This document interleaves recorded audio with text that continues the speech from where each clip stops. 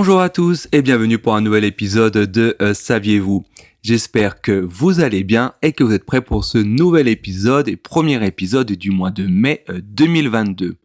Avant de commencer, vous avez la coutume, n'hésitez pas une nouvelle fois à vous abonner si ce n'est pas encore fait. Vous êtes toujours de plus en plus nombreux à vous abonner et cela me fait extrêmement plaisir. Alors faites-le dès à présent si ce n'est pas encore fait. Aujourd'hui, dans Le Saviez-vous, nous allons parler d'une entreprise qui pousse ses employés à se masturber au travail.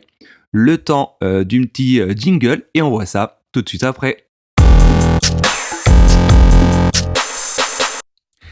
Et oui, tenez-vous bien, là d'un coup, je suis certain que vous aimeriez travailler dans cette entreprise, mais pour être sincère, je suis pas persuadé qu'au final, ça soit le cas. Toujours est-il que dans le cas de cette entreprise, qui est en fait une société de production de films pour adultes, eh ben sa directrice, qui se nomme Erika Lust, propose depuis 2020 à ces entreprises de se soulager une fois par jour pendant une trentaine de minutes dans une cabine qu'elle a nommée cabine de masturbation.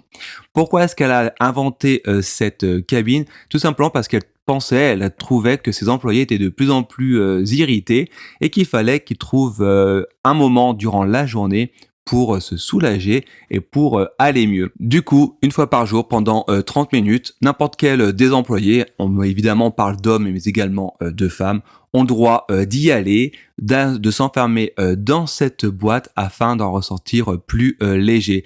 À l'intérieur, il y a évidemment tout le nécessaire pour aller mieux. Et d'ailleurs, d'après Erika Lust, je cite, le fait d'avoir autorisé la masturbation a permis d'entraîner une concentration accrue de la part des collaborateurs avec moins d'agressivité, plus de productivité et un meilleur travail d'équipe. Paradoxal, quand on sait qu'à la base c'est un travail plutôt solitaire. À tel point qu'elle songe à proposer le concept de salle de masturbation à d'autres entreprises à travers le monde. Également, avant de conclure sur cet épisode, contrairement à ce que dit l'adage, évidemment, ça ne rend pas sourd, et bien au contraire, cela a des effets positifs sur notre santé.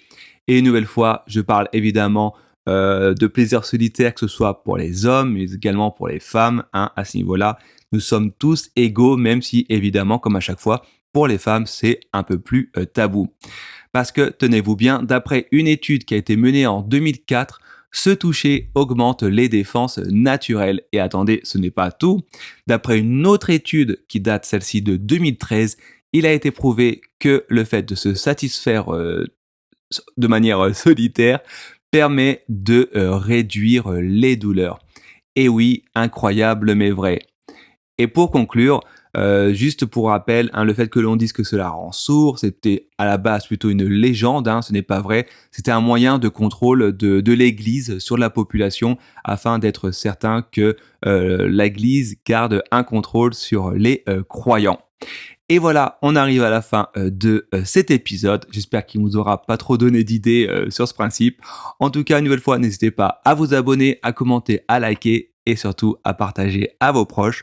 Je vous souhaite une bonne journée et je vous dis à très bientôt.